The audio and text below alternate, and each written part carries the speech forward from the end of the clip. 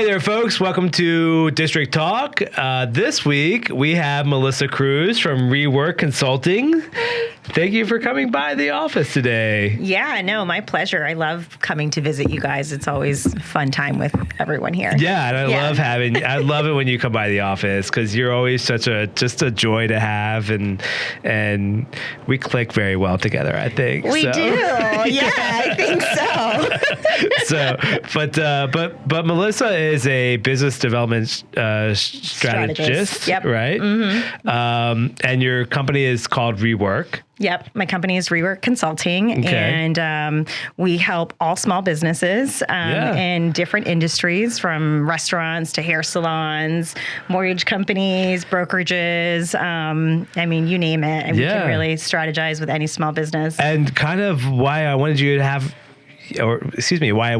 you on today was because, you work with individual folks too. Like it's not just companies, right? Mm-hmm. So you work with realtors and loan officers, and you work one-on-one to help them develop basically a plan to create longevity for their career. Yeah, absolutely. I think a lot of people get into the real estate business, and what happens is it's short-lived, right? Because you only know what you know. Right. And so, you go into it because you have a mentor, or most people take the pre-licensing course, and it's sometimes at a brokerage, and then they end up staying with that brokerage versus kind of doing some due diligence and researching and interviewing with others. And so I feel like I really believe in talking about and teaching tricks of the trade and things that we don't really talk about or know about when you get into real estate. Yeah. And so the cool thing is that you obviously, you just didn't come up with Rework, right? You obviously had a career prior to Rework. Yep.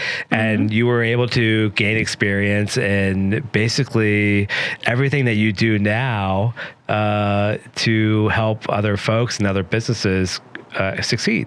Yeah, no. So I went to school and lived in New York City for 6 years. Okay. And that was a blast. I wanted to do something in fashion. I wanted to be a part of it. I felt like it was such a beautiful creative field to be part of. And, we express ourselves through the things that we wear. And I was like, how cool to get into an industry like that. And quickly realized that I'm not creative.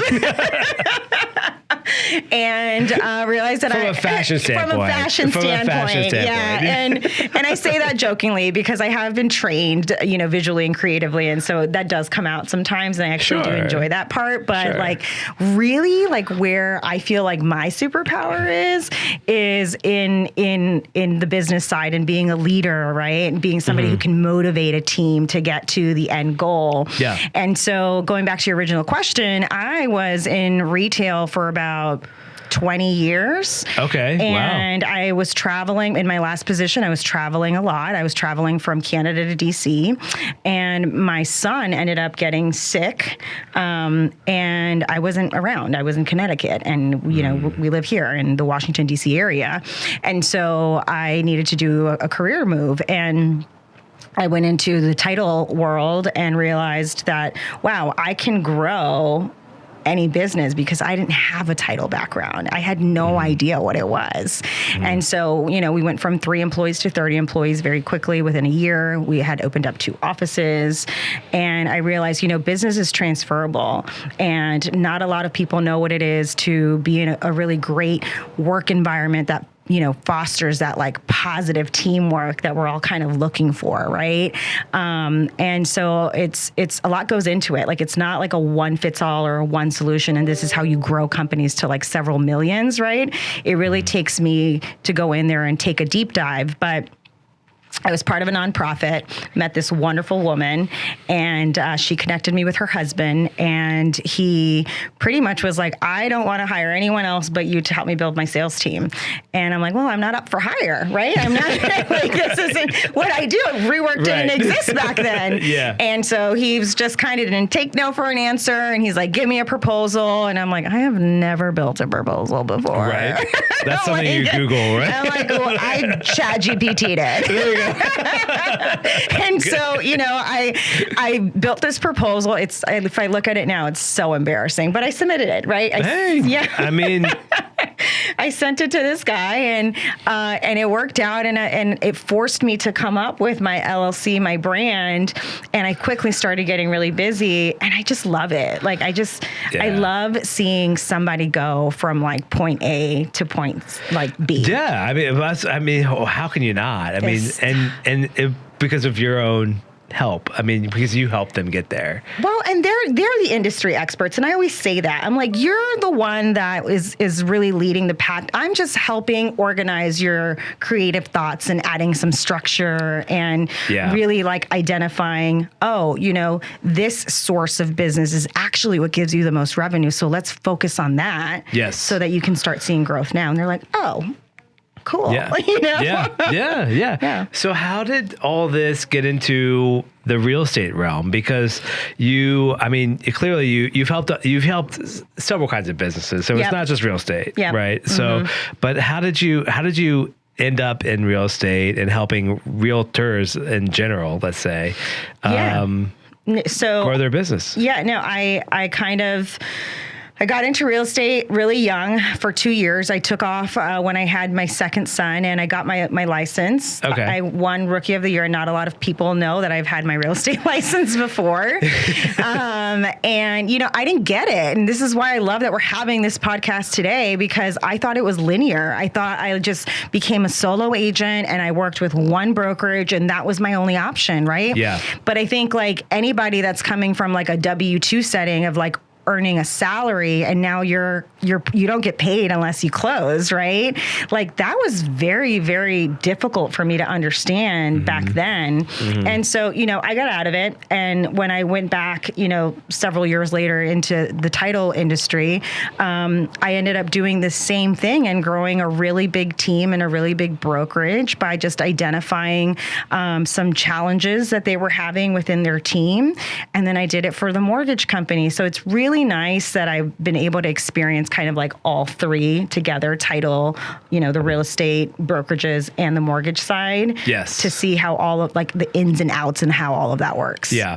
So you mentioned brokerages, and this podcast, this episode, I kind of want to lean into, this is going to be more for realtors. Yes. Okay. Yeah. So,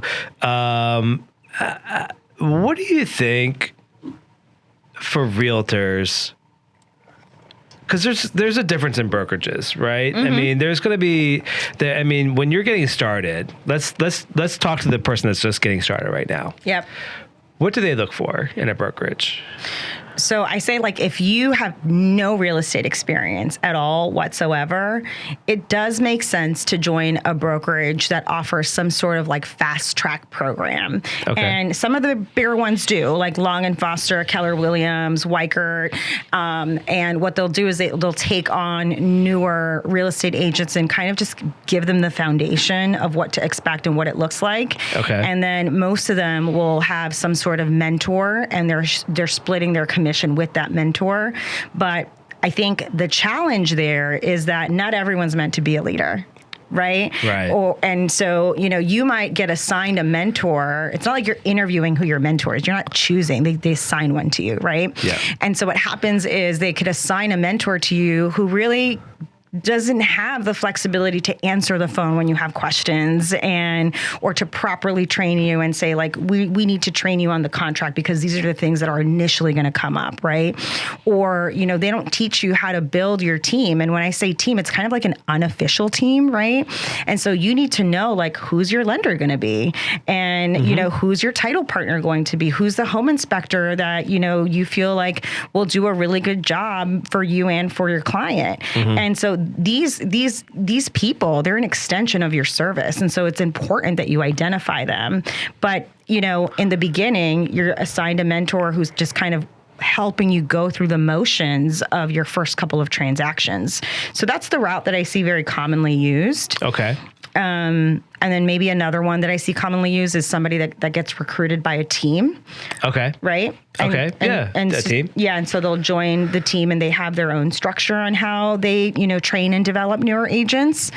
But, it all varies. And I would say the team, though, is going to be, like you said, the leader is going to be dependent upon the team leader, right? Yep. The person that's running the show. Yep. And it's all going to fall onto and not all going to fall into them, but basically, like, you could end up with a team leader that is not that great. Yeah, and right? Honestly, there's two types. You nailed it. And sometimes it's not because they don't want to be great, right? Right. They have the business to share and to give and all of that stuff. But again, it's just the way that they've been structured. Sure. So you have your team lead there's two different types of team leaders that I've seen. Okay. There's your producing team lead and there's your non-producing team lead. So a team leader who is still selling real estate is probably not going to have the time that they need to train someone that's new, right? Okay. But if they have enough closings and they have enough people in their team, hopefully they've identified like a director of ops or someone in HR that's going to lead that person to make sure that they are getting their questions answered in the beginning. Okay. So I'm a new realtor and I'm getting approached, or maybe I'm approaching a team. What do I ask to kind of find out if it's going to be advantageous for me to join a team, or do I go to a Y card or a Long and Foster that's going to help me kind of give me the basics to just start my own career? Like, how do I figure that out? Yeah, and I'm just going to be really real because I'm non-biased. I don't represent any kind of brokerage or anything like that. That's why I want you on, because there's no. Yeah, it's honestly like what you need. So like if you're joining a brokerage like, the Weikerts, Keller Williams, Long and Foster of the world, they don't give you leads. Okay. And so like when you get your real estate license, like the average, I think first year real estate agent probably closes like, I think it's one every 6 months, or I don't know what the latest, It's not much. Yeah, it's not a lot. Right. And so if you're someone that's coming from having a day job, right, a 9 to 5, you have a salary, whatever, and you're expecting all of this income, it doesn't happen that way when you join those bigger brokerages, the traditional route, because they're not giving you leads, right? Yeah. Versus when you join a team, it is in their best interest to train you because they do have leads. Most of them do. And so, they have an influx of people that need to be serviced. So they're going to do whatever they can to make sure that you've got the tools that you need sometimes. Right. Okay. Yeah. So you're right. Like going back to your question, like, what do I ask? What do you ask? Yeah. Well, you want to know, if I were to get a contract today, walk me through the steps of who's guiding me through that. What if I have a question at 8:00 at night, because that's the time that my client's calling me, right? Right. Yeah. So, who am I calling? Who am I talking to? That's if you're a new agent. You could be an agent who's been in the business for 3 or 5 years and you're looking to move to a team, and then those questions look a little bit differently. Okay. It could be, can I market myself? So here's my question for you then. You have helped folks, realtors, and teams, both together, right? And just kind of knowing a little bit about your background, I know that you have gotten first year realtors to basically, your average is like 10 million. Yes. So for first year realtors. So realtors that you have personally coached. Yep. And they've gotten to 10 million in their first year of sales. Yeah. So what do you think it is that got them there? Okay. Obviously you, right? So your help, but obviously there's some sort of dedication. There's something there that gets these first year realtors to 10 million in sales, because that's amazing. Yeah, no, it's really them, and the ones that actually hit that mark, they're putting in the work, and I tell them it's not easy. It's not going to be easy. You're going to want to give up because you're doing a lot of the selling behaviors and not necessarily seeing the return in the beginning, right? Yeah. But the most important thing is, what is their superpower? Like, what are you good at? Where are you getting, like, I feel like, a lot of agents don't stop and think about, like, if you're, someone who is, in the Army or a veteran, right? Right. Like how do you lean into that, right? Lean into it hard. Or, yes. Or if you have relationships with, attorneys that give you referral business, like how are we expanding on that? Clearly you're a subject matter expert in that specific area within real estate. Yeah. So, how is it that we're positioning your marketing and your selling behaviors so that you are targeting, that sector of real estate that you're really good at? And there are so many different aspects that you can get into. You can lean into if you're a person of faith, right? Yes. I mean, you lean into that. If you are a minority, you can lean into that. You speak multiple languages. I mean, for sure. I mean, so that leads me to the next question, actually, which is branding. Yep. Right? So branding is a huge part of any business. Yeah. But take it down a couple notches, right? And you can, as a realtor, you're going to brand yourself. Yeah. So as a business development strategist, how do you help somebody determine their brand? So I think when we hear the word brand, we think about our logo and the colors and what font are we using, right? Tone of voice. Am I enthusiastic or professional? And so you identify all of these foundational pieces when it comes to branding. And I think that's very important. But something that I like to do is I take an hour with my clients and we do a value proposition activity. Okay. And so what that does is it forces me to ask them questions regarding who are you targeting, right? What are the pain points of people that you're targeting, right? So let's say it's new homeowners, right?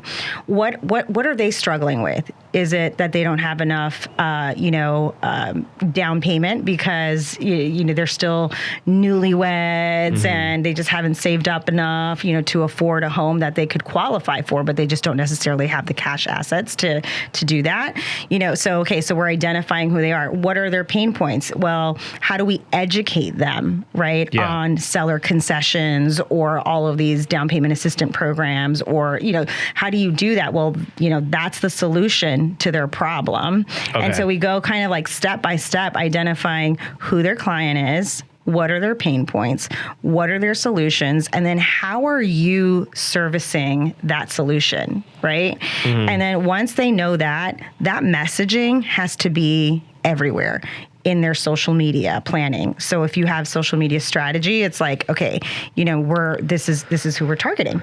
Yeah. So social media, you bring up social media. I was actually going to ask you about social media. Yeah. How do you even get started in social media? Because I know for me, I have social media. I have my own account, Chad Mortgage, on Instagram. But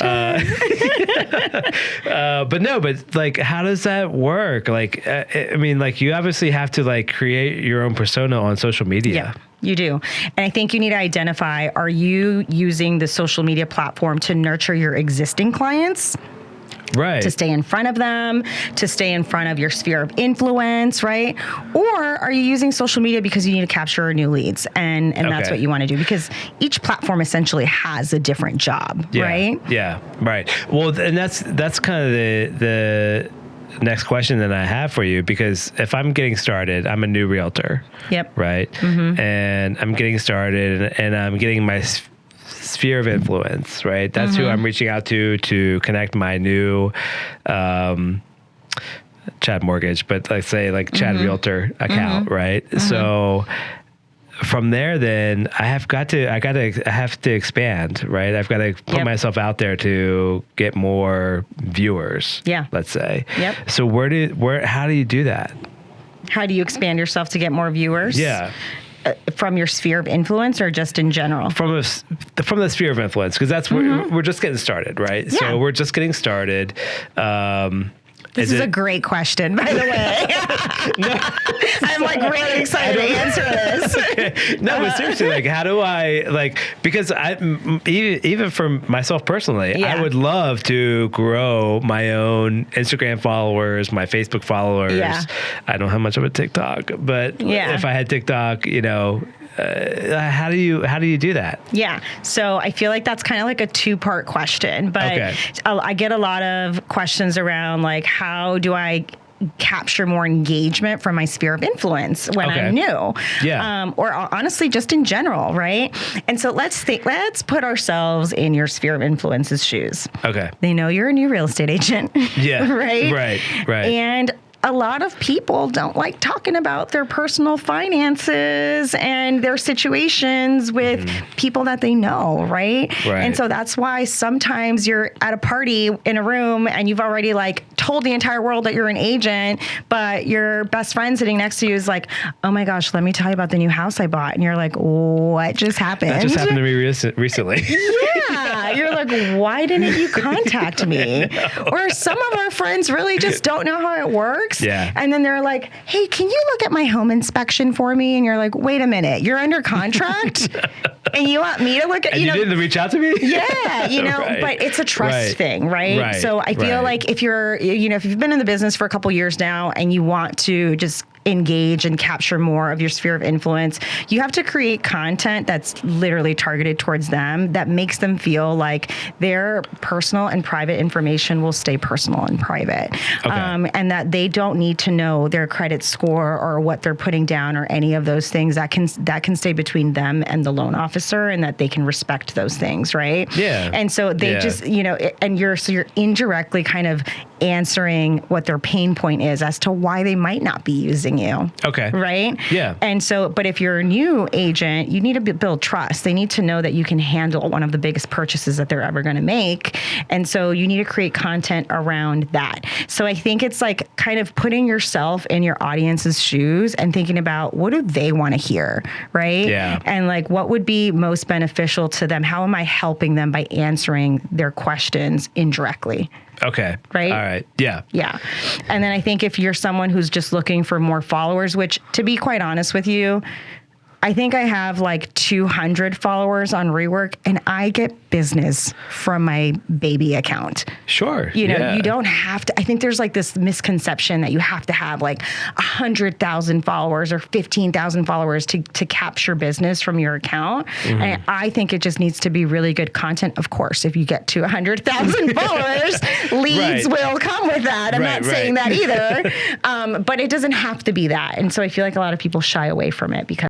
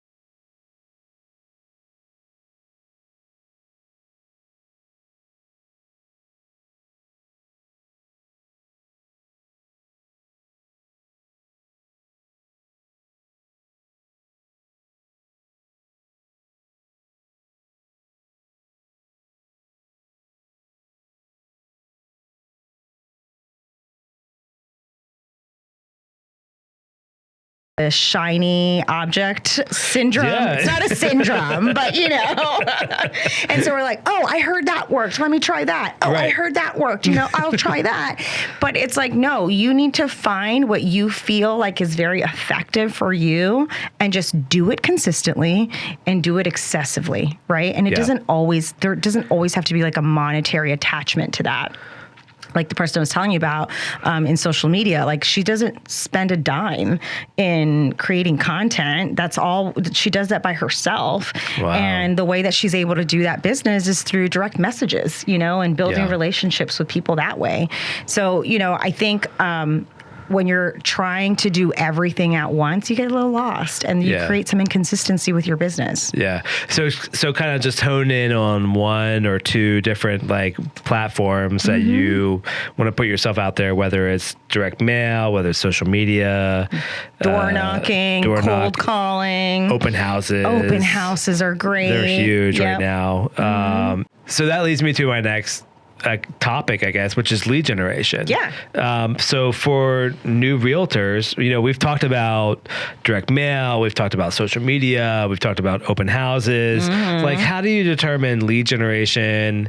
What are your just thoughts on it? Yeah. Well, there's so many different ways to generate leads, but I think when we talk about lead gen, a lot of us are talking about like the Realtor.coms and Zillow and Redfins of the world, and how you get leads that way, and you either hate it, or you love it, and you're a strong believer. And I honestly just across the board, Zillow leads or Realtor.com leads, they shouldn't be 100% of your business, right? It should account for maybe like 40% of your business, and the rest of it should really come from referral. But when you're new and you haven't developed that base yet, it is good to go out there and do a mix of, like paid leads through a team, right? If you can do that, because then that way it's not a direct expense to you. But it's not just about getting a new client to call you and say, hey, I'm interested in this house. There are formulas to these things, okay? And that's how we convert higher. So if you are getting 10 leads in 1 week and you're only converting 1, you need to figure out what do you need to do in the sales process to get you to convert higher? Are you doing the buyer consultation at the property when you go show it? Are you sending out calendar reminders as soon as you get off the phone, right? So there's so many tricks to converting higher when you are participating in lead generation like that. But one of my favorite things to do, and I really want to talk about this, is when we're setting goals, and let's say, you need to close 2 million in sales next month, and you only have 1.5 in, and I'm having this conversation with the agent. I'm like, oh, you're like 500 shy, whatever, of where you want to be. You kind of look at me in panic, like, what do I do? And sometimes I'm like, call your lender and see if they've been working on anyone, that you've sent to them in the past. And maybe they weren't ready before because they needed help with credit or whatever the case might be, right? Sure. And they might be ready now. You just don't know. Or do an open house, get in front of people. And sometimes it's not even like, oh, you're going to get a client at the open house, but it's the act of going somewhere. Right? It's like, okay, I'm getting dressed. I'm going in my car. What do we do as real estate agents in our car? We're on the phone. We're talking to people. And so that in itself builds momentum, right? And so when you have that momentum building up, naturally you're going to start to get some interest, buyers, things like that. So, I think it's not like an easy answer on this is how you get lead gen. Sure. It's about, what is it that you're really focused on, right? Yeah. And then how are you kind of filling in those gaps if you are participating in like a paid lead system with those leads so that you do see consistent income a month? I think that's something too that we can dig into. And this probably is a whole other podcast. Might be. I mean, it's going to be a whole other episode, let's face it. Because we could totally talk about for at least 30, 45 minutes. Oh, for sure. About lead generation. Yeah. Yeah. So we'll have to have you back. Yeah. That would be great. Have me back. But lead generation, like you said. So what are your thoughts then from there? Like a new realtor, lead generation from a team standpoint or from your own, are you, if I'm like, let's say a new realtor and I'm joining a Wycart or Long and Foster, like how am I getting leads from them, or do I have to pay for them myself? No, you don't get leads from them. I would say your best bet is to probably be in that program to like build a foundation and things like that. And sometimes within their own offices, they have teams that are looking for newer agents.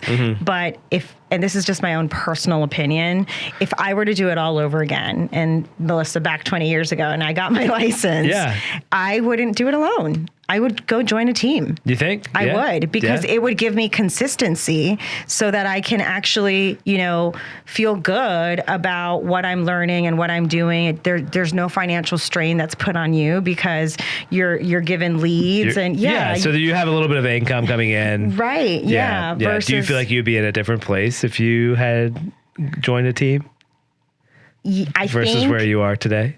I believe that. Is that a big question? The course that I went into was, I think what I did was very interesting because I flipped properties my first year ever. Oh, got it. Okay. Like no real estate experience. Okay. But I looked into a neighborhood that was building a Whole Foods. Okay. And I'm like, yep, this is it. Like, this is where we're going to flip properties. It makes the most sense. And there was listings back then. We have a Whole Foods coming in. We're gonna flip here. And so I did what I could with what I had. But there's a lot of moments where if I had the proper mentorship, right, that I probably wouldn't have made some of the mistakes that I made. Okay, so that's where you come in then as a strategic planner. Yeah. And you are available to help not just businesses, not just, big businesses. You can help a realtor or a loan officer or anybody that's trying to grow their team lead. Yeah. Or an executive. I really have like structured packages for all. And it's just, it's nice to have those conversations with people who are just going to direct you to a different path, because sometimes like when you're working in the day to day, right, of your business, you kind of get tunnel vision and lost. Oh, for sure. That's it me happens. all day. Yeah. All day. Yeah. But then if you put your blinders on, you're just focused on I gotta get this loan.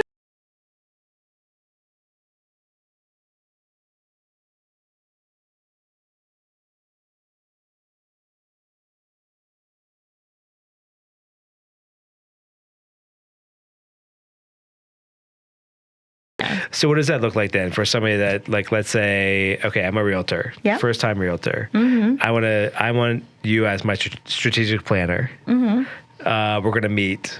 What does an initial meeting look like? And it's so funny because I do this with every, I guess, it's tiered pretty much, right? So like someone that's newer is in a different, I guess, package or offering, and then versus someone that has a little bit more experience versus a team lead or a business owner. Yeah. But everyone has to start off with strategy. Okay. And what I mean by that is we literally say, okay, you want to close 10 million this year. This is what your month will look like based off of our peak seasons, which is during the springtime, and our slow seasons.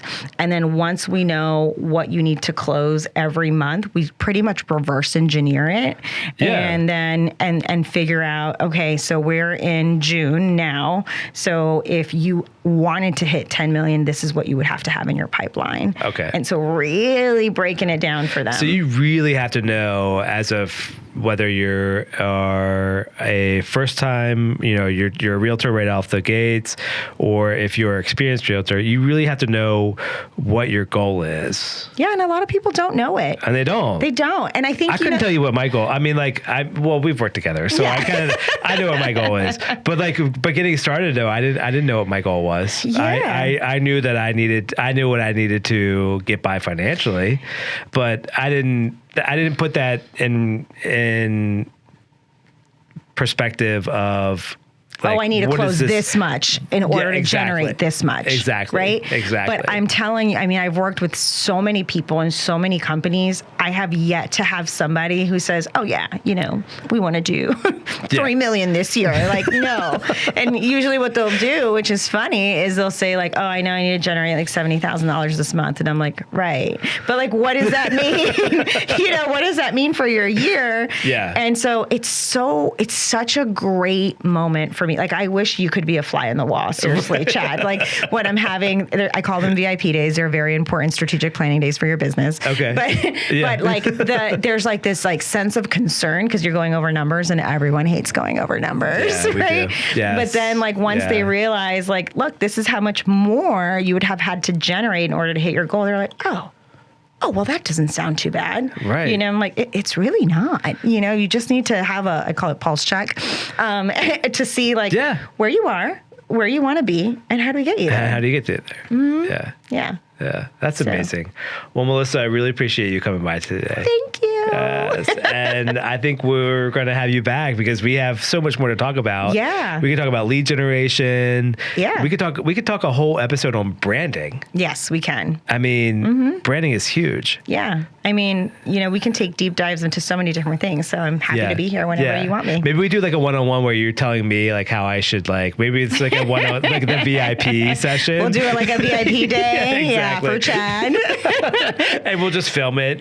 Yeah. And that'll be our podcast. We could do a whole like marketing strategy. There you go. Yeah. And it's like, you know, anyone can technically use it, but it's so good when you have some clarity. Yeah. Yeah. Mm-hmm. Well, Melissa, again, I appreciate you coming on our podcast this week. Yeah. Yeah, absolutely. And to our folks out there listening, we again appreciate you coming by and listening to us, and we'll see you next time. Bye, guys.